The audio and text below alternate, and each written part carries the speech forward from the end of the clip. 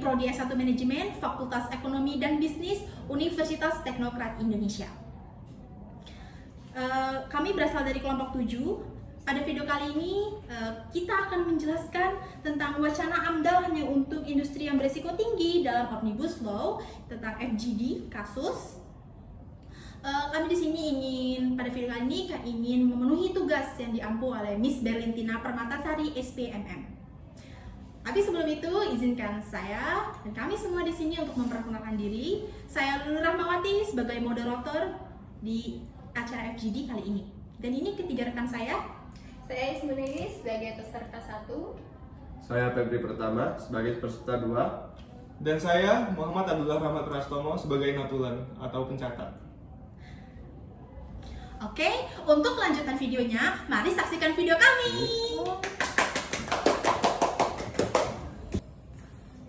Assalamualaikum warahmatullahi wabarakatuh.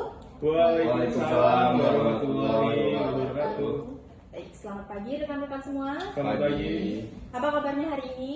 Alhamdulillah baik. Baik ya, alhamdulillah. Sebelumnya terima kasih sudah hadir tepat waktu pada acara FGD kita hari ini. Jadi kita nih di sini bakal bahas tentang wacana AMDAL hanya untuk industri yang berisiko tinggi dalam Omnibus Law. Oke. Saya Lulu Rahmawati akan bertindak sebagai moderator dan Rahmat sebagai notulen untuk berjalannya acara kita hari ini. Sebelum masuk ke diskusi inti kita, mari kita mulai dengan pendapat awal masing-masing nih dari peserta. Peserta pertama ada Ismunaini, yaitu peserta kedua ada Febri. Kalau menurut Ismun dulu, gimana sih mengenai FGD kita hari ini? Terima kasih Lu. Menurut saya, kebijakan ini agak berisiko. Jika hanya industri berisiko tinggi yang andal, maka bisa jadi industri yang lain sebenarnya tetap memiliki potensi merusak lingkungan, akan luput dari pengawasan. Padahal, banyak industri skala kecil yang berdampak besar juga jika tidak dikendalikan dengan baik. Contohnya, usaha laundry yang membuang sampah limbah ke sungai tanpa pengolahan. Oke, pendapat yang bagus banget nih dari Ismuna ini ya. Kalau menurut Febri sendiri gimana tentang FGD kita hari ini? Saya paham kekhawatiran Ismun. Tapi menurut saya, pembatasan kewajiban AMDAL bisa juga positif. Salah satu tujuannya adalah untuk menyederhanakan proses birokrasi perizinan yang selama ini dianggap berbelit-belit. Kalau semua usaha harus AMDAL, bisa-bisa investor enggan masuk karena prosesnya lama dan mahal. Tapi memang harus ada penggantian kredibel. Oke, keren banget ya. Jadi sudah ada dua sisi ya. Dari satu sisi khawatir tentang pengawasan lingkungan, terus sisi lain menunggu penyederhanaan birokrasi. Nah, menurut kalian apa sih yang dimaksud dari industri berisiko tinggi itu sendiri? Apakah sudah jelas batasannya? Belum. Itu yang jadi masalah. Kalau definisinya tidak jelas, maka akan menjadi tumpang tindih atau bahkan celah hukum. Misalnya, pabrik tekstil yang buang sampah limbah ke sungai. Apakah itu termasuk berisiko tinggi? Belum tentu secara langsung membahayakan nyawa, tapi jelas merusak lingkungan. Saya rasa pemerintah harus membuat klarifikasi yang lebih detail.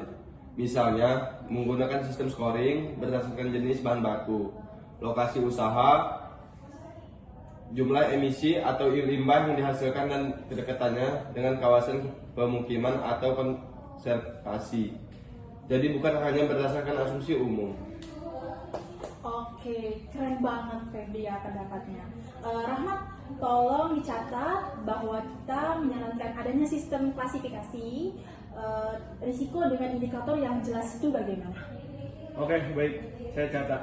Jadi poin pertama, diskusi kita adalah pentingnya definisi dan klasifikasi yang transparan untuk menentukan apa yang dimaksud dengan berisiko tinggi.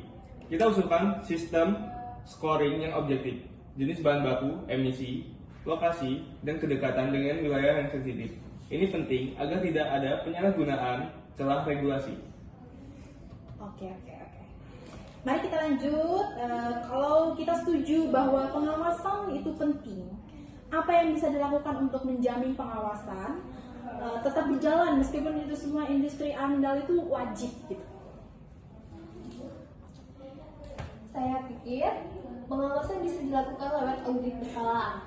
Bahkan untuk industri yang tidak wajib AMDAL, tetap harus ada inspeksi atau pelaporan secara rutin yang bisa diverifikasi oleh instansi lingkungan hidup. Betul, bisa juga diterapkan sistem self-assessment, tapi harus ada mekanisme verifikasi dari pihak ketiga. Bagus banget. Jadi ada kombinasi nih ya, antara audit berkala dan verifikasi independen. Ini bisa menjadi solusi untuk menyeimbangkan antara efisiensi dan perlindungan lingkungan. Gimana, Rahmat? Saya tambahkan catatan poin kedua, mekanisme pengawasan alternatif berupa audit berkala dan self-assessment dengan verifikasi independen dari auditor lingkungan. Hasil audit yang disarankan untuk diunggah ke portal publik agar masyarakat bisa ikut mengawasi. Oke. Sekarang mari kita bahas selanjutnya tentang perubahan dalam Omnibus Law. Seperti yang kita baca sebelumnya, beberapa pasal dalam Undang-Undang Perlindungan Lingkungan telah dicabut, termasuk pasal 40 yang menyebutkan bahwa izin lingkungan menjadi syarat mutlak izin usaha. Bagaimana tanggapan kalian semua mengenai hal tersebut? Saya pribadi cukup kecewa. Pasal itu sangat penting karena menjamin bahwa aspek lingkungan jadi prioritas sebelum usaha dijalankan. Kalau dicabut, bisa-bisa nanti lingkungan jadi nomor sekian setelah ekonomi. Bisa saja proyek jalan tol atau tambang langsung berjalan tanpa kajian cukup.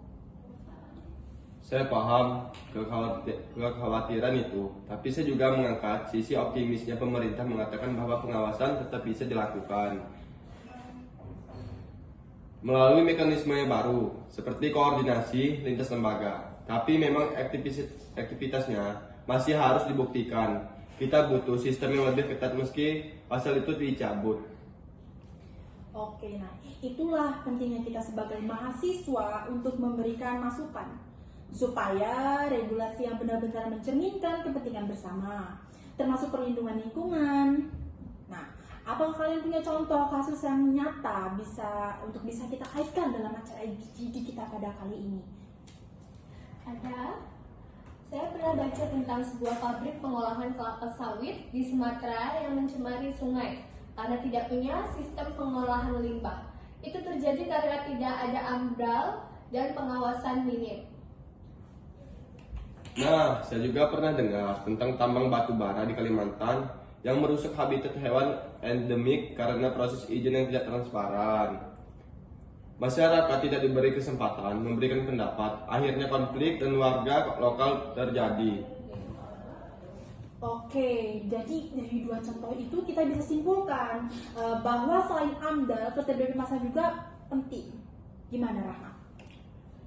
Tercatat poin ketiga, partisipasi publik menjadi aspek penting dalam proses perizinan. Harus ada ruang bagi masyarakat untuk memberikan pendapat sebelum izin diberikan. Kita bisa dorong model seperti public hearing yang wajib dan terbuka. Terbuka, oke. Sekarang kita masuk ke solusi konkret nih rekan-rekan. Bagaimana seharusnya regulasi disusun agar tidak merugikan lingkungan, tapi juga mendukung iklim investigasi? Saya rasa harus ada perubahan pelaksana yang jelas. Misalnya, peraturan menteri atau PP yang membuat teknis klasifikasi resiko, tata cara pelaporan mandiri, dan sanksi bagi pelanggaran. Tidak cukup hanya menyederhanakan izin, harus jelas kontrolnya. Saya setuju. Pemerintah juga perlu menyiapkan SDM pengawas lingkungan yang profesional, terutama di daerah. Banyak pengawas di kabupaten atau kota tidak cukup kapasitasnya.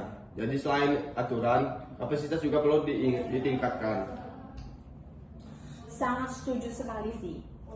Rahmat, kita bisa tambahkan rekomendasi soal peraturan pelaksana dan peningkatan kapasitas SDM pengawasan. Bagaimana? Tercatat poin keempat, perlunya regulasi teknis yang rinci, serta peningkatan kapasitas SDM pengawas lingkungan, terutama di daerah tanpa ini, regulasi di atas kertas tidak akan efektif. Oke, bagus-bagus banget pendapat kalian, keren-keren semua, bisa menjadi inspirasi nih buat pemerintah gimana selanjutnya ke depannya nanti. Sebelum kita tutup FGD kita pada hari ini, ya, saya saya akan membuka satu sesi tambahan untuk membahas contoh kasus lain yang mungkin bisa memberikan gambaran lebih konkret terkait pentingnya AMDAL, khususnya dalam konteks industri yang dianggap tidak beresiko tinggi, tapi ternyata dampaknya besar. Siapa yang ingin menambahkan kira-kira di sini? Saya Oke, Ismun boleh. Apa yang kira bisa ditambahkan mengenai FGD kita hari ini tentang AMDAL? Saya punya satu contoh menarik. Di daerah Jawa Tengah ada industri tahu skala rumahan yang dianggap kecil. Jika tidak masuk dalam kategori wajib AMDAL, tapi karena tidak ada sistem pengelolaan limbah cair, air sungai di sekitarnya berubah warna dan menimbulkan bau tidak sedap. Bahkan warga mengeluh mengalami iritasi kulit setelah menggunakan air sumur. Ini menunjukkan bahwa skala kecil bukan berarti risikonya kecil. Betul banget, betul. Ada lagi yang bisa menambahkan? Saya, ya, Febri? kasus yang menarik, Ismun. Ini memperlihatkan celah besar dalam kebijakan penyelesaiannya. Menurut saya, adalah dengan kewajiban semacam AMDAL ringan, atau disebut juga UKL, UPL, upaya pengelolaan lingkungan dan upaya pemantauan lingkungan. Oke. Bagi industri kecil menengah, jadi tetap ada pengawasan, tapi prosesnya lebih sederhana dari AMDAL penuh. Ini bisa jadi kompromi antara perlindungan lingkungan dan kemudahan usaha. Ide yang bagus banget sih ya tentang AMDAL kita ini. Rahmat, tolong tambahkan ya bahwa untuk industri skala kecil tetap perlu mekanisme pengawasan lingkungan. Misalnya melalui penerapan UKL atau UPR seperti Febri sudah bilang tadi, atau sistem yang serupa lah. Baik, saya tambahkan poin kelima menjadi lebih rinci. Selain regulasi teknis dan peningkatan kapasitas SDM, perlu juga dikembangkan sistem pengawasan lingkungan alternatif untuk industri kecil seperti UKL, UPL, agar tidak ada industri yang luput dari tanggung jawab lingkungan. Oke, bagus ya. Terima kasih rekan-rekan. Mungkin masih ada satu kasus lagi nggak sih yang masih bisa kita bahas nih sebelum kita tutup? Saya juga ingin menyampaikan satu kasus dari kawasan timur Indonesia, tepatnya di Papua Barat. Ada proyek pembangunan pelabuhan kecil yang tidak masuk dalam kategori industri berat, sehingga tidak melalui proses AMDAL. Namun, pembangunan itu justru mengganggu kawasan mangrove dan menyebabkan abrasi di desa nelayan setempat. Akibatnya, mata pencarian warga terganggu karena ikan makin sulit ditemukan. Wah, itu mirip dengan terjadi di beberapa wilayah pesisir di Kalimantan juga. Yang menarik, warga di sana menggandeng LSM lingkungan untuk melakukan pemantauan mandiri. Mereka melakukan pendataan sendiri dan melaporkannya ke DPRD dan media lokal. Akhirnya, proyek itu diaudit ulang dan dilakukan perbaikan teknis seperti pembangunan tanggul dan pemulihan mangrove. Oke, jadi dari situ kita belajar nih bahwa masyarakat bisa berperan aktif, bukan hanya pemerintah. Partisipasi masyarakat dan kerjasama dengan LSM, ya, bisa jadi kunci pengawasan alternatif. Gimana, Rahmat? Tercatat sebagai poin ke-6, tambahan perlu adanya mekanisme partisipasi aktif dari masyarakat, termasuk pelibatan LSM dalam pengawasan proyek. So guys, itulah hasil diskusi kita pada kali ini yang bertema tentang wacana AMDAL hanya untuk industri yang berisiko tinggi dalam Omnibus Law. Terima kasih yang sudah menyaksikan dan memperhatikan video kita pada kali ini.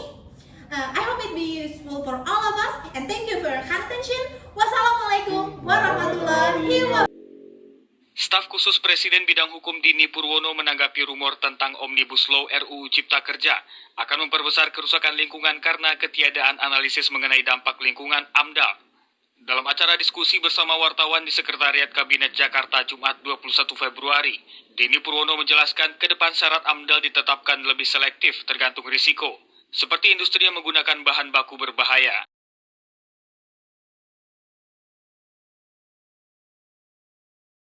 Panjang lebar Omnibus Law sudah banyak diskursus tentang itu, tetapi yang pengen saya pertegas adalah terkait dengan AMDAL dan izin lingkungan. AMDAL, analisis mengenai dampak lingkungan, itu sejatinya bukanlah satu produk baru dan bukanlah produk yang hanya ada di Indonesia. Itu merupakan produk yang memang secara universal pun digunakan, meskipun dalam konsep yang berbeda maupun penamaannya. Konsepnya adalah AMDAL itu sebagai sebuah kajian yang dia digunakan untuk menganalisis dampak, terutama dampak penting dari suatu aktivitas usaha.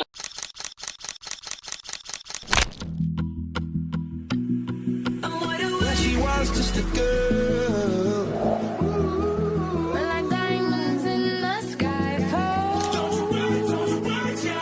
Yeah, yeah, except for me. Cause it's always a good time.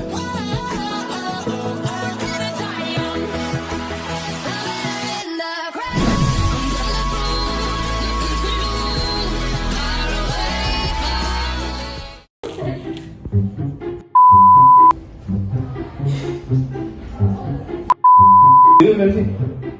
Duduk. Duduk tuh.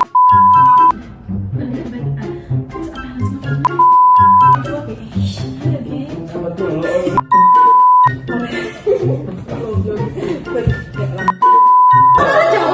Allah. Bertemakan tuh. Ini coba. Nah iya.